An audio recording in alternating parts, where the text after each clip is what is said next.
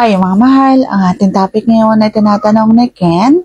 Ang tanong niya ay ano po ang dapat gawin para matagal mapagod? So natin pag-uusapan for today's video. Interesado ka bang malaman kung ano nga ang sagot? Please keep on watching para bago yan. Kung bago ka pa lang sa akin channel, please consider to like this video and subscribe my channel.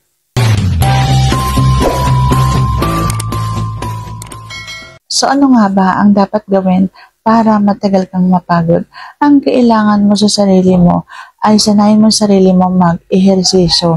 Kasi yan lang yung sagot para masana yung katawan mo sa hingal, sa pagod, sa pawis. At kapag halimbawa sanay ka na sa ginagawang pagpapapawis, matagal kang makakaramdam ng pagod kapag ganon. Okay? At syempre, iwasan mo yung sobrang mahihirap na pwesto sa pakikipagpalakpakan. Yung kaya mo lang sa sarili mo at kaya ng iyong asawa para hindi kayo masyadong pagod at hindi kayo masyadong mabilis matatapos.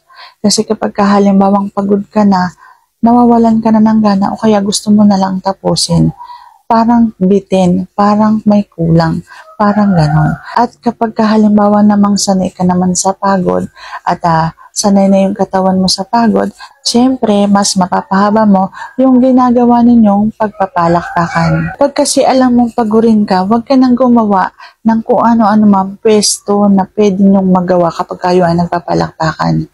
Alam mo dapat yung hangganan mo, alam mo dapat na kapag gumawa ako ng maraming ganitong pwesto, mapapagod ako ng sobra, mapapabilis yung labanan, mapapabilis yung palakpakan namin, at hindi ko mabibigay dun sa asawa ko yung sarap na makarating doon sa hangganan. Kaya dapat alam mo sa sarili mo yung hangganan mo. Alam mong mapapagod ka sa ganitong pwesto, kaya dapat yung kalmahang pwesto lamang, yung hindi masyadong magbibigay ng sobrang lakas pero masarap. Kasi marami naman pwestong pinakamadali lang na pwesto pero sobrang sarap naman sa babae.